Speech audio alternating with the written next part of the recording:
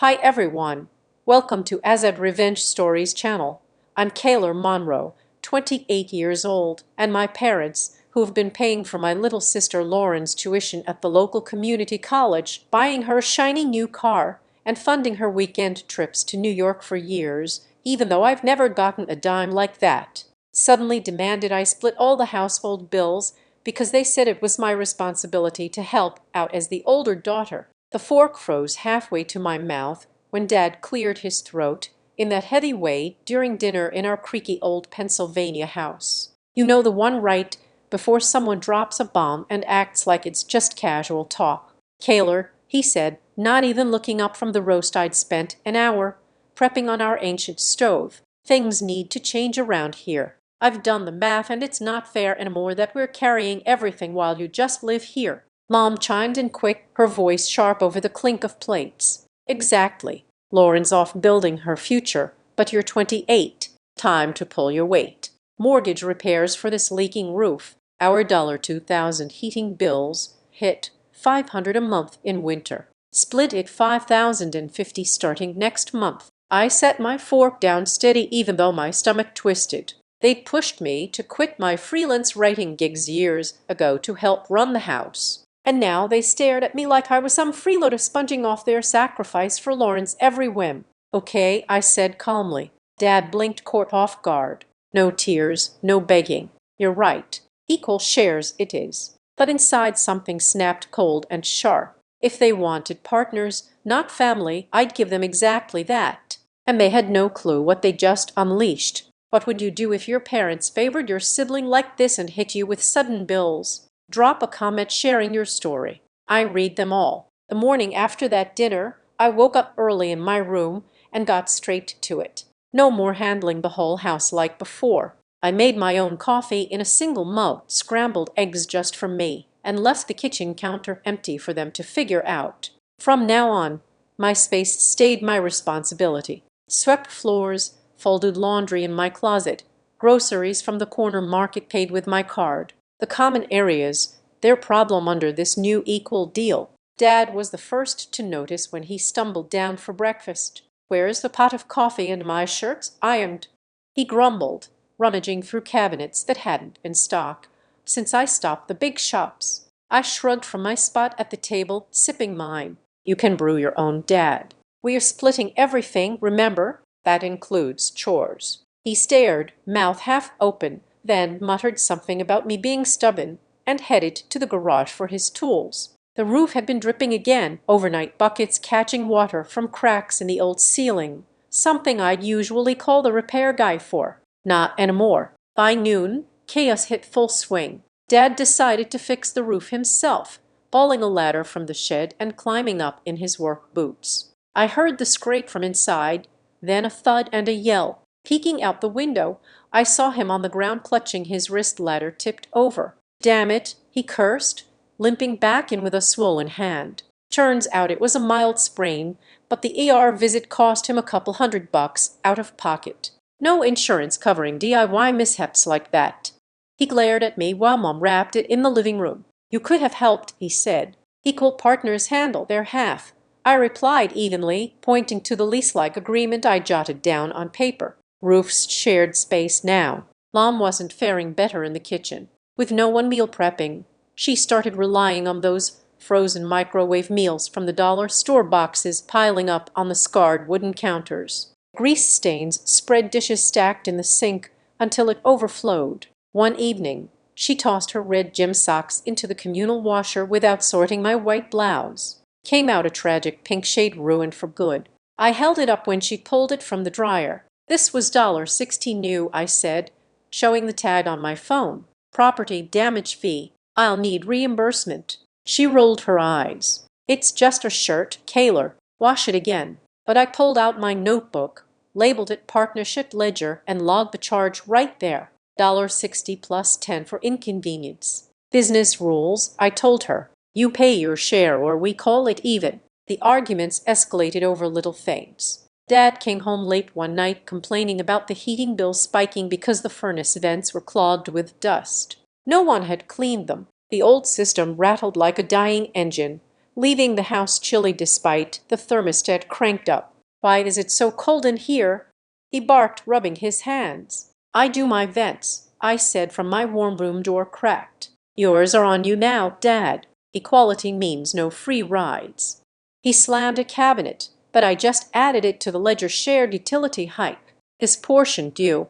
I started buying essentials separately to avoid overlap. My shampoo in the bathroom cabinet locked with a cheap hook. My detergent on a high shelf. One morning, Mom banged on my door. "Your stuff's everywhere. Share like family. Partners share costs, not supplies." I shot back. "Buy your own, Mom." She huffed off to the store, grumbling about extra trips. The ledger grew $5 for her using my dish soap, once 12 for forgotten milk. She drank half of nights, got tense with the cold seeping through cracks, blankets piled high. Dad tried bartering. "Just do the laundry like old times and we'll talk bills." I shook my head. "Talk ended when you made it 5,050. He stormed to his office, laptop open to spreadsheets he'd mocked up before, ironic now that I had my own tracking everything. Then came the first real red flag. Scrolling my bank app during a quiet afternoon, I spotted odd outflows, transfers I hadn't authorized, memos vague,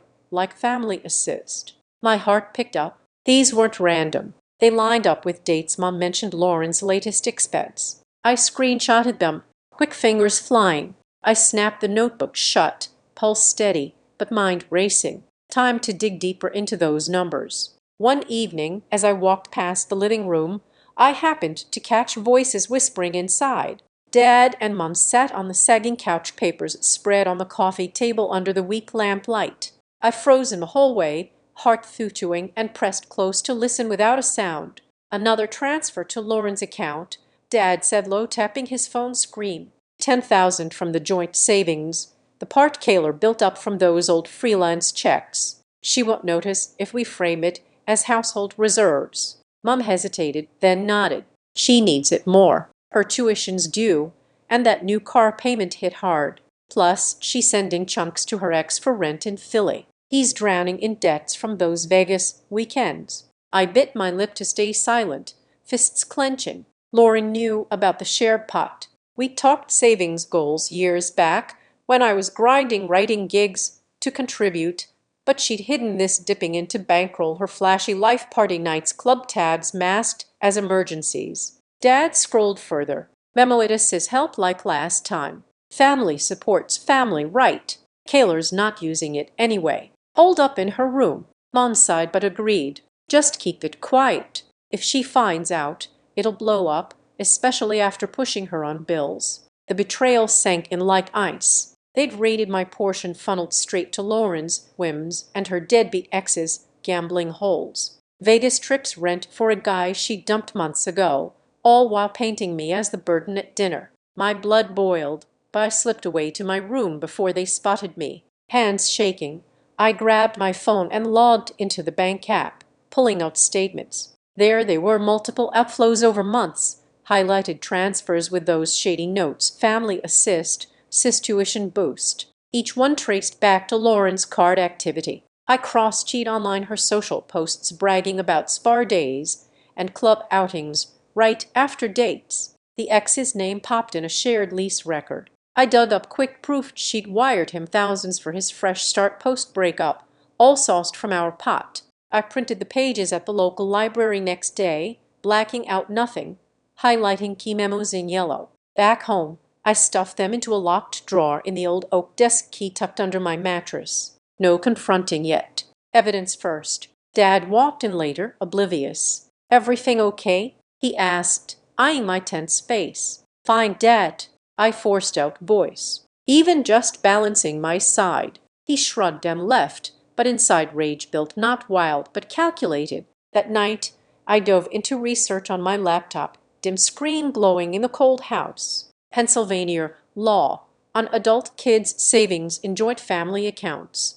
Google pulled up forums, legal aid sites. Turns out, without clear separation, misuse could mean breach of trust, especially if contributions were traceable like my freelance deposits. Reddit threads from our legal advice overflowed with similar stories. Parents dipping into kids' funds for favorites leading to small claims fights. One post detailed winning back shares with bank trails and memos as proof. I bookmarked attorneys specializing in family asset disputes, noting free consults in the county. Days blurred as I compiled more, cross-referenced Lauren's Instagram photos of her ex at casinos, tagged trips funded post-transfer. A quick public record search showed his eviction notices tied to missed rents she'd covered. The web tightened, Mom mentioning Lauren's stress over phone calls matched exact dates. Dad's voice echoed in my head.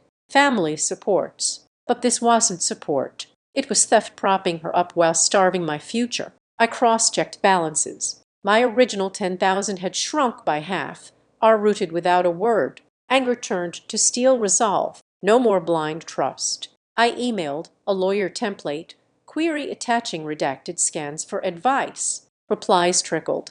Gather all docs. Joint intent matters. Forums warned of emotional blowback, but stressed documentation wins cases. One evening, Dad knocked. Heard from Lauren. She's grateful for the help. I nodded tightly. Good for her. He paused, sensing shift, but walked away. I pulled the drawer, staring at the stack. This wasn't just money. It was years of my sweat twisted for sibling favoritism. I shoved the papers into a folder, hands still trembling with fury, and zipped my bag shut. Next weekend, tires crunched on the muddy driveway as Lauren pulled up in her gleaming new sedan engine, humming proudly. She hopped out with shopping bags dangling, waving like nothing was wrong. I met her at the door, phone already in hand with the screenshots pulled up. Hey sis, come into the living room. We need to talk, I said, voice flat. She frowned but followed, dumping bags on the floor. Dad and Mom appeared from the kitchen, sensing tension. I held up the screen, inches from her face, transfers glowing bright. Explain these. 10,000 from my freelance savings funneled to you and half straight to your ex's rent and Vegas tabs. Lauren's eyes widened, then narrowed. That's Dad's money, not yours. He handles the account. She crossed her arms, glancing at them for backup. Dad shifted uncomfortably. It's family pooling, Kaylor. We help where needed. Mom nodded quick. Lauren's building her life tuition car. Your ex needed a hand, too. Breakups are rough. Lauren jumped in, voice rising. Yeah, he was struggling after we split. I sent what I could for his place in Philly, rent's killer there. It's not stealing, it's support. I scrolled to the memos. Sis helped, tied to her posts of casino nights and club selfies. Support. You knew it was joint from my writing checks. Hid it to cover parties and his gambling debts. She flushed, stammering. Okay, fine. I forwarded some because he begged, but Dad approved. Dad cleared his throat. Family helps family. End of story. Drop it. The argument exploded around the scarred dining table chairs, scraping as voices overlapped. Mom slammed a hand down. You're making this ugly, Kaylor. Lauren's younger. She deserves a boost. I pulled out my laptop, fingers flying to open a blank sheet. Deserves. Let's calculate fair then. I typed fast, years of my unpaid hours, scrubbing this old house, cooking meals, handling repairs valued at minimum wage. It tallied thousands. Side by side, Lauren's perks, full tuition, covered car down payment, trip funds. See, I've contributed silently while you drain the pot for her lifestyle and an ex who isn't even family. Dad leaned over, face reining. That's not how it works. Blood comes first. Lauren snatched the laptop edge. You're jealous. I earned that car with side jobs. I yanked it back. Side jobs funded by my savings. The imbalance is right here. My labor worth zero. Yours a free ride.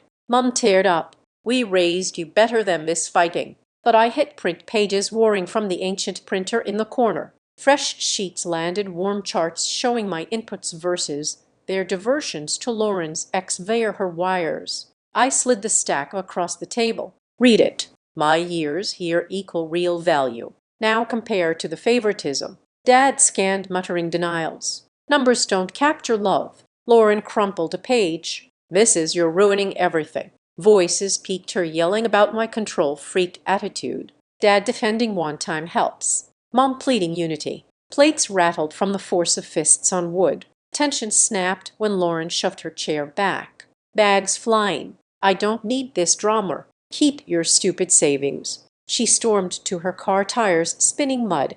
As she peeled out, Dad chased to the door, calling after her, but she was gone. Mom sank into a seat, sobbing softly. "You drove her away." I gathered the prince's voice steady despite the burn in my chest. "Truth does that sometimes." Alone in the quiet, I copied files to a USB screenshot, new spreadsheet, even voice memos I'd recorded discreetly during the blow-up. Email draft to a local attorney, initial consult on asset recovery. Send hovered under my cursor. I locked the laptop screen, eyes stinging, red breath coming sharp. A few days later, I opened LinkedIn on my laptop in the quiet corner of my room, scrolling old connections. Todd Riley's profile popped up, college buddy from that grueling group project on marketing copy for local businesses. We pulled all-nighters, brainstorming taglines. He always said I had the sharpest eye for details. Heart pounding a bit, I messaged him. "Hey Todd, it's Kaler from junior year.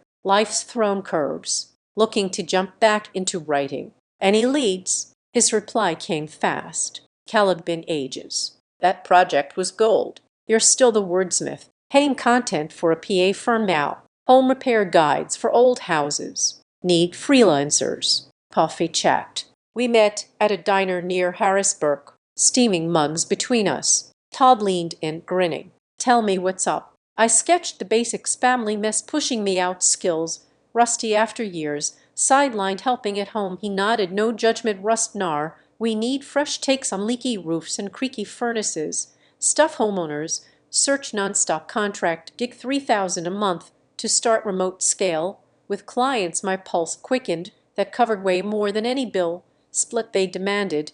When I asked peace, tomorrow draft a guide on fixing roof drips in vintage homes. Nail it, you're in. Back home, I sat up at the wobbly desk by the window, irony hitting hard as rain pattered on the very roof leaking above. The task, step by step, on ceiling cracks, tools. List safety tips pulled from online specs and my own forced knowledge of Dad's failed fixes. Words flowed easier than expected. Spot the drip source. First letter steady. Hours vanished. I emailed the draft by midnight, polished tight. Todd's feedback pinged. "Morning. Spot on. Clients love the practical edge. Contract incoming. Payments hit. Quick first check. Clear. 3,000 deposited clean. No more scraping by." I budgeted, sharp eyes on independence. Used a chunk for a legal consult retainer. Forwarding the attorney those copied files from the blowup. Solid case on joint funds.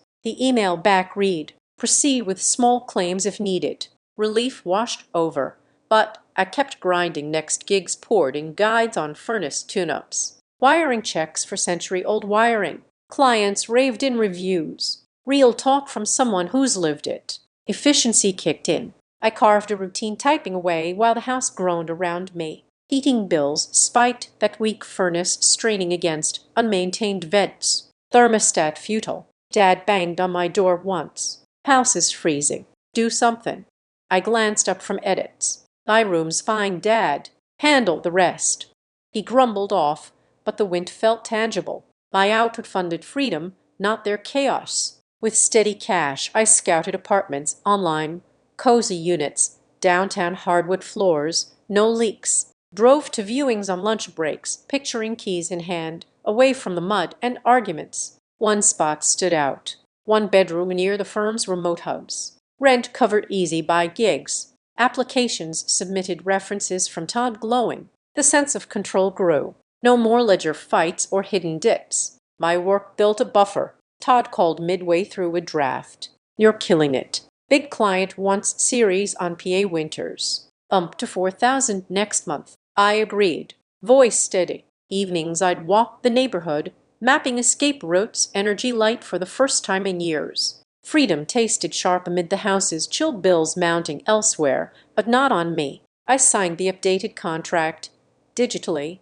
a real smile breaking through. Not long after, the court papers arrived by mail, officially stamped from the county's small claims division. Dad and Mom had filed a petition for exclusive occupancy of the family home, claiming I'd created an uninhabitable environment by refusing maintenance, specifically citing the dripping roof and uneven heating as hazards, making the place unlivable. Their lawyer's attached note accused me of deliberate neglect under the new partnership, seeking to boot me out while keeping full control. I stared at the summons date a week away and forwarded it straight to my attorney. The hearing room smelled of old wood and coffee benches packed with locals airing grievances. Dad and Mom sat rigid on one side, their attorney a slip guy in a cheap suit outlining the case. Petitioner seeks sole use of the residence due to respondent's actions rendering it unsafe. Persistent leaks from unaddressed roof damage and faulty heating distribution per Pennsylvania habitability standards. He gestured to photos of water stains and the rattling furnace I'd snapped myself months back. Judge Harlan, a no-nonsense woman in her 60s with sharp glasses, nodded and turned to me. Response. My lawyer stood binder in hand. Your Honor, this stems from a unilateral demand for equal bill sharing on Miss Monroe, who was previously the primary household contributor. We have documentation. She laid out the bank statements. First transfers from joint savings I'd built via freelance were routed without consent. Memos linking to sibling support. Clear misuse of shared funds violating implied trust. Dad squirmed as the judge flipped pages. Mr. Monroe, these withdrawals care to explain. He leaned to his mic. Family matters, Your Honor. Helping our younger daughter with education and needs. The judge raised a brow and the respondent's contributions, no repayment noted. My lawyer slid the spreadsheet next columns, tallying my years of unpaid domestic labor, cleaning, cooking, repairs at fair market rates, totaling over $20,000 in value, while petitioners favored one child MS. Monroe subsidized the home solo only to face eviction threats. Mom interjected softly. We just wanted fairness. The attorney pressed. Fairness, including draining her savings for the favored siblings' car and ex's debts. Gasps rippled. Dad's face drained color. Judge Harland grilled him directly. Sir, favoritism in joint assets. Does this align with equal partnership you demanded? He stammered. It was temporary aid. She cut in. Temporary misuse is still breach. Evidence shows respondent upheld her end-post demand while petitioners diverted funds. Testimony dragged their side. He harped on leaks I'd ignored in common areas, but my lawyer countered with logs proving I'd maintained my space impeccably. No habitability violation by her. The roof predates the split. Expert witness. A local inspector testified the issue stemmed from years of deferred upkeep, not my actions. Dad tried. She's making it worse by not helping. Judge shook her head. You altered terms. She complied literally. Deliberation felt eternal, but the gavel fell firm. Petition denied. Court orders equitable asset division petitioners. Repay MS. Monroe's proven savings portion from joint account. Cancel any forced bill contributions. No eviction. Maintain status until resolved. Their attorneys sputtered appeals, but Judge Harland added, favoritism doesn't justify ousting a co-contributor. Case closed. Dad's complexion went ashen, Mom clutching his arm as we filed out. I gripped the ruling copyright steps light on the courthouse steps. After the ruling, I locked down every shared financial tie. First move called the bank to freeze family-linked cards I'd contributed to citing the court order on asset separation. No more autopays from my accounts for utilities or repairs. Handle your portions. I told Dad over a curt voicemail when he questioned it. The house repairs their dime now. No calling plumbers on my tab. Lauren felt the pinch quickest. Her shiny sedan butt-toed midweek bank repossessing it after missed payments snowballed without the covert infusions. She blew up my phone texts, ranting about repo agents at her dorm. How she'd lose her job without wheels. This is your fault. Dad cut me off because of you. I let it ring silent, deleting voicemails mid-sentence. Tuition followed suit. Community college A froze when family support docs didn't match, forcing her to drop classes. Enrollment emails pinged her inbox deferral notices. Loans denied for incomplete backing. She scrambled side gigs, but the hole gaped wide. Dad and Mom's fallout hit harder, utilities stacking like dominoes. Heating oil deliveries halted on unpaid bills. Furnace sputtering colder each night. Electric notices threatened shut-off totals, climbing past 1,000 from winter surges and deferred fixes. Their credit scores plummeted below 600. Polled reports showed inquiries spiking from vendors chasing debts. Lenders called nonstop.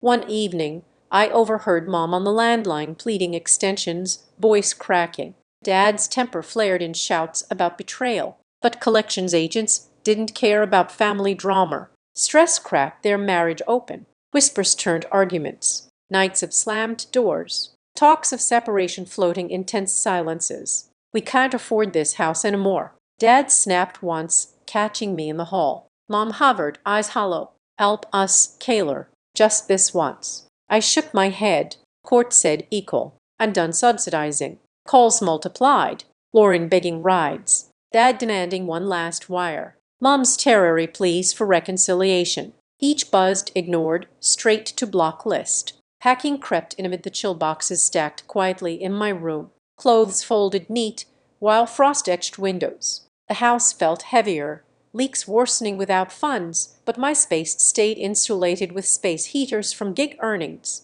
Lauren showed once disheveled car gone. "You're killing us," she accused. I pointed to the door. "Live your choices." She left fuming.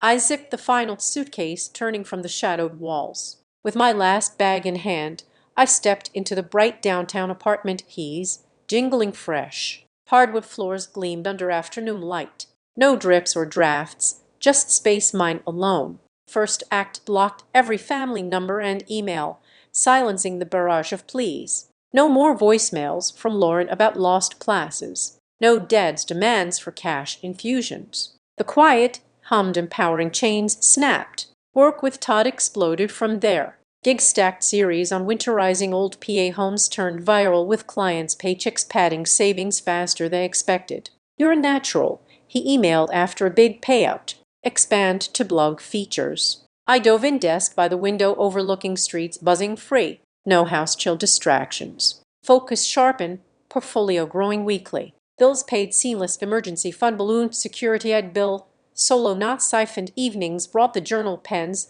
scratching truths, long buried pages, filled with realizations, years propping the house only to watch favoritism flow to Lauren's whims, her ex's messes. It wasn't love funneling cash her way, it was imbalance. One child pedestal, the other footing silent bills. Self-worth flickered back, my labor skills voice mattered not as family prop, but equal force. Favoritism destroys bonds. I wrote. True ties demand reciprocity, not sacrifice. Contact stayed severed. Parents wrestled debts, solo utilities cut-offs, forcing sales, talks on the creaky house. No bailout wires. Lauren shouldered her ex's lingering claims, scraping low-wage shifts without car or aid. Reality biting hard. No reach-outs answered. Silence sealed the rift. Family favoritism isn't love. It's a chain demanding dignity sacrifice. Demand equality from the start, or sever ties clean. I gazed out the new window, city alive, utterly free. I invite you to subscribe to the Azad Revenge Stories channel, like this video, and support me further by hitting the hype button so the story in this video can be heard by many more people. Thanks to all.